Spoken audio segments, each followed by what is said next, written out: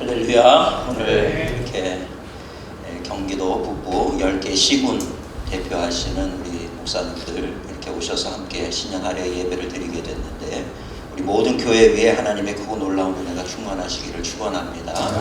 특별히 또 신한대학에서 이렇게 토라 가져오셔서 우리가 함께 하나님의 말씀을 펴는 그런 귀한 이런 물론 상징적이기는 하지만 이런 귀한 시간을 갖게 된 것도 참 뜻깊은 일이라고 그렇게 생각을 합니다. 제가 말씀을 이렇게 준비를 하다 보니까 의도하지는 않았는데 굉장히 이게 일맥상통한다 하는 그런 생각을 하게 되었습니다. 요즘에 우리 대한민국이 많이 심히 혼란하고 또 어렵고 그런 가운데 있습니다. 무엇이 옳은지 이쪽에서는 자기가 옳다 그러고 저쪽에서는 또 자기가 옳다 그러고, 또 좌우로 치우치지 말자 그러니까 비겁하다 그러고, 그래서 참 우리가 길을 잃고 방황하는 그런 시대 가운데 우리가 서 있는 것은 아닌가 이렇게 생각을 합니다. 그러다가 문득 에스겔 37장의 말씀을 묵상하다 보니까 오늘 성경에 보니까 이 에스겔 선지자를 하나님이 한 골짜기로 이렇게 데리고 가서 그 골짜기의 뼈들을 보여주시는 거예요. 그러면서 그 보니까 그 뼈들이 힘이 많았는데 상태가 아주 안 좋다는 거예요. 말랐더라는 것입니다. 상태가 아주 말랐더라. 제가 오늘 하나님께서 이 대한민국을 보실 때 어떻게 보실까 이런 생각을 한번 해봤습니다. 한국 교회를 보실 때는 어떠한가? 하나님의 은혜로 말미암아서 오늘날 한국 교회가 굉장히 많이 성장하고 부흥하고 많은 사람들이 바라보고는 있지만, 오늘 한국 교회가 하나님 보시기에도 지금 바른 길을 가고 있는 것인가?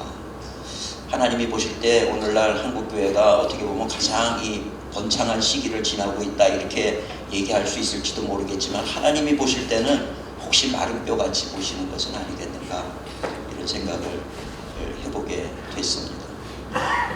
북이스라엘에 아합 왕이라고 하는 왕이 있었어요. 그 아합 왕 시절이 북이스라엘으로서는 가장 번성한 시기가 아합 왕 시기였습니다. 가장 살기 좋은 시기였고 가장 모든 것이 풍족했던 시기가 아합과 이세벨 왕의 그 시기였다라고 얘기를 하는데, 성경에 의하면 하나님은 그 시기를 가장 어둡고 악한 시기라고 말씀하고 있다는 사실을 생각해 볼 때, 오늘 우리 한국 교회가 정말 어떻게 보면은 교회가 성장하고 세계가 주목해보는 그런 아주 위대한 그런 시기를 열고 있다라고 얘기는 하지만, 실제로 하나님이 보실 때도 그러하실까 하는 그런 두려운 마음을 갖게 됩니다. 오늘 하나님께서 어찌 보면 한국 교회를 향해서 뼈같이 보시면서 그 상태가 심히 말랐더라 이렇게 말씀하고 계시는 것은 아닐까. 그런데 감사한 것은 거기에 답이 없는 것은 아니더라는 거예요. 그 이후에 하나님께서 에스겔 선지자를 보고 하시는 말씀이 너는 이 뼈들에 대하여 대언하라, 말씀을 선포하라 이렇게 얘기를 하고 있습니다. 하나님의 말씀이 선포되어질 때 뼈들이 붓기를 시작하고 거기 살이 붓기를 시작하고 연합이 이루어지는 거죠. 이 연합이 이루어지면서 한 몸이 되는 것을 볼 수가 있습니다. 그 뒤에 또 말씀하시기를 하나님의 군대로 서 있기는 하지만 생기가 없더라는 거예요. 그래서 다시 에스겔 선지자에게 다시 대언해라. 하나님의 말씀을, 대언이라는 건 하나님의 말씀을 대신해서 선포하는 것을 의미하죠. 대언해라. 그렇게 생기야 사방에서 몰려오라 대언을 했더니 그 생기가 그 뼈들에게 맞춰진 그 사람의 그 군대에 들어가게 되니 지극히 큰 하나님의 군대가 되었다는 말씀입니다. 목회자들이 강단에서 대언하는 말씀은 정말 중요하다고 생각을 합니다. 하나님의 말씀을 대언해야 되는데 사람의 이야기가 아니라 자기의 생각이 아니라 하나님의 말씀을 대언하게 될 때 그 말씀은 살아 역사하는 하나님의 능력이 있는 줄 믿습니다. 결국은 말씀이 대답이라는 거예요. 해답이라는 것입니다. 과거에 한국 교회가 어려웠을 때 이 강단에서 목사님들이 선포하는 말씀이 곧 모든 어떤 오피니언에 있어서 많은 그 오피니언을 결정하는 중요한 역할을 했던 것이 강단이었어요. 이 강단에서 선포되는 말씀이 그만큼 그 중요한 말씀이었음에도 불구하고 오늘날은 이 강단에서 선포되는 말씀에 대해서 그 말씀을 온전히 아멘으로 받기보다는 판단하고 분별하고 틀렸다고 그러고 이렇게 재단하는 그런 모습들을 우리가 볼 수가 있습니다. 그러니까 오늘날 한국교회에 어떻게 보면 가장 큰 위기는 강단의 권위를 잃어버렸다.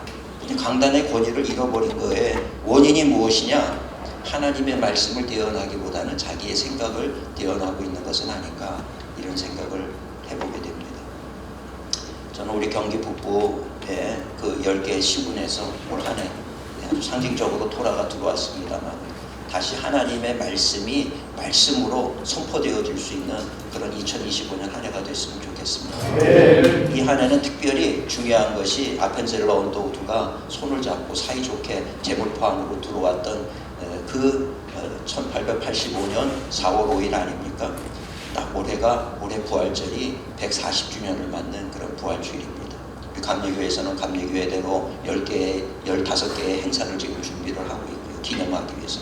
장로교는 장로교대로 또 행사를 준비하고 있고, 한국교회 전체 차원에서도 지금 뭔가 140주년을 기념하는 그런 많은 일들이 있을 것이라고 생각을 합니다. 그 많은 행사 가운데 제일 중요한 것, 제일 소망하는 것이 있다고 하면 강단이 다시 하나님의 말씀의 권위를 회복하는 일이 있었으면 좋겠어요. 말씀이 선포될 때 회개하고 돌아오는 역사가 있었는데, 오늘 우리 교회가 다시 한번 하나님 앞에 무릎 꿇고 기도하면서 하나님의 말씀을 받아서 하나님이 대언하라 하시는 말씀을 대언할 수 있는 한국교회가 되게 될 때, 이 마른 뼈처럼 다 분열되어 있고 나뉘어 있는 이 한국교회가 다시 뼈가 붙고 살이 붙어서 하나님의 큰 군대로 세워지는 그런 귀한 역사가 일어날 것이라고 믿습니다.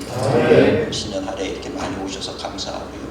우리 교회마다 정말 다시 하나님의 말씀을 회복하는 이런 놀라운 운동들이 교회마다 또 이 대한민국 방방곡곡에 울려 퍼질 수 있는 한 해가 됐으면 좋겠습니다. 저는 늘 제 성경 가운데 김중건 목사님의 이 기도를 늘 이렇게 복사를 해서 가지고 다녀요. 그러면서 수시로 기도할 때 이 기도문을 제가 이렇게 펼쳐서 읽기도 하고 합니다. 제가 이 김중건 목사님의 이 마음이 참 우리의 윗선대의 그 목사님들의 마음과 그 나라를 향한 그 마음이 어떠한가, 이런 것을 읽을 수 있어서 참 좋은 것 같아요. 한번 제가 읽어드리려고 합니다. 김중건 목사님의 기도입니다. 주여, 이 민족의 가슴마다 피 묻은 그리스도를 심어 이 땅에 푸르고 푸른 그리스도의 계절이 오게 해 주십시오. 가정마다 이 집의 주인은 예수 그리스도라고 고백하게 해 주십시오. 길에서 행상하는 할머니들이 성경을 펴놓고 예수 믿으라고 말하게 해 주십시오. 두 남녀가 데이트를 하면서도 예수님으로 이야기꽃이 피게 해 주십시오. 두메 마을 산골에 있는 우물가의 여인들이 모여서도 찬송하게 해 주십시오. 학교에서는 아무의 강요도 없이 예수 그리스도의 이름으로 기도하고 공부하게 해 주십시오. 국회의원들이 여기저기서 회개하고 금식하고 기도하고 하나님 앞에 무릎 꿇는 국회가 되게 하시고, 법을 제정할 때 주의 뜻이 무엇인지 물어보게 하시고, 신자들이 전부 합심해서 대통령이 옳게 당선이 되면 그가 무릎을 꿇은 후에 주여, 나는 당신의 종의 종일 뿐 당신이 나의 대통령입니다 라고 고백하게 하여 주십시오. 그리고 어머니가 태중에서 아이를 임신했을 때 그 어린이가 무의식 중에도 어머니의 신앙에서, 어머니의 젖줄에서, 어머니의 힘줄과 숨줄에서 기도를 배우고 믿음을 배우고 말씀을 보며 예수 그리스도의 형상이 태아 때부터 형성되게 하시고, 태어나서는 죽든지 살든지 먹든지 마시든지 주 예수 그리스도의 영광을 위해서 산다고 고백하는 민족이 되게 하시고, 세상 사람들이 이렇게 범죄 없는 한국, 깨끗해진 한국, 복음화된 한국, 성서 한국, 성령 한국, 선교 한국, 수십만 명이 선교하러 나가는 그런 한국이 되게 해 주십시오. 참 이 기도문을 읽을 때마다 이분의 소망은 하나님의 나라밖에는 없었어요.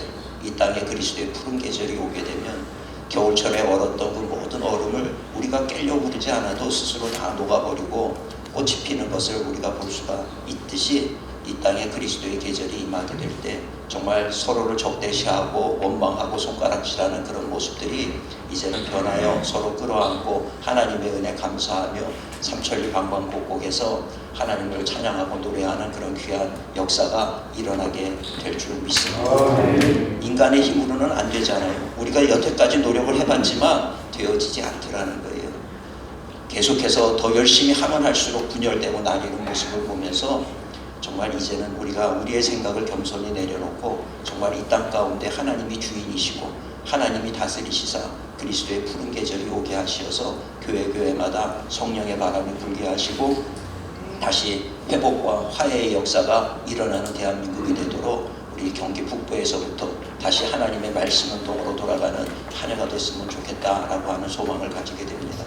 우리 정말 두려운 것은 우리 믿음의 선대에서는 한국교회를 일으켜 세우고 기도하는 교회가 되게 하고 말씀이 선포가 되는 교회가 되도록 만들었는데, 오늘 우리 때에 와서 이 한국교회 위대한 그 영적인 유산을 가진 우리 한국교회가 무너지는데 우리가 앞장서는 그런 주의 종들이 돼서는 안 되지 않겠는가 하는 그런 생각을 해보면서 우리 다시 한번 옷깃을 여미고 우리 열심히 말씀과 기도에 전념하시면서 하나님의 뜻이 무엇인지를 묻고 하나님의 뜻만을 강단에서 선포하여 강단의 권위를 회복할 수 있는 그런 우리 모든 경기북부의 10개 시군의 교회마다 그런 놀라운 말씀의 역사가 일어나는 한 해가 됐으면 좋겠습니다. 하나님이 우리를 결코 버리지 않으실 거예요. 마른 뼈와 같다 할지라도 하나님은 다시 살게 하시는 하나님이신 줄 믿습니다. 그래서 오늘 우리는 하나님을 바라봐야 되는 것이고 하나님의 말씀에 집중하는 우리가 될 때 하나님은 이 대한민국을 다시 일으키시고 한국을 통해서 세계 복음화의 놀라운 역사까지 이루어 가시는 하나님이 되시는 줄 믿습니다. 순종하고 충성함으로 하나님의 역사를 만들어가는 우리 경기북부의 모든 교회와 우리 목사님들 되어주시기를 주님의 이름으로 축원합니다. 기도하겠습니다. 사랑과 은혜가 충만하신 하나님, 세상은 혼란하고 하나님 보시기에 우리가 살았다 하는 이름은 가졌지만 죽은 자와 같은 것은 아닌지요. 주님, 다시 교회마다 하나님의 은혜가 부어져서 이제는 인간의 이야기를 자신들의 생각을 선포하는 것이 아니라 하나님의 말씀을 선포할 수 있는 교회 되게 하여 주옵시고, 그로 인하여 이 땅에 그리스도의 푸른 계절이 오게 하여 주옵시고, 사람에 의해서 이끌어져 가는 나라가 아니라 하나님이 친히 다스리시고 인도하시는 대한민국 될 수 있도록 주여 도와주시옵시고, 그리하여 한국의 모든 사람들이 하나님이 이 나라의 주권자 되시고 이 나라를 인도하시는 우리의 하나님 되심을 선포할 수 있는 대한민국이 될 수 있도록 하나님 은총도하여 주시옵소서. 우리 경기 북부의 10개 시군 도시에 하나님이시여 많은 교회들이 있습니다. 교회마다 살아나는 역사가 있게 하여 주옵시고, 교회가 기도할 때 이 나라 대한민국에 깨어 일어나는 역사가 있게 하여 주옵시고, 하나님의 다스리심이 충만한 놀라운 은혜가 임하는 대한민국 되게 하여 주시옵소서. 세상에서는 두려움과 염려 가운데 답이 없다고 이야기하지만 하나님, 분명히 하나님이 우리의 해답이신 줄 믿습니다. 하나님 역사하시고 이 나라를 친히 지금도 이끌고 계시다는 것을 세상 모든 사람들이 보게 하여 주시옵소서. 도우시고 함께 해주시는 하나님을 찬양하오며 예수님의 이름으로 기도드리옵나이다. 아멘.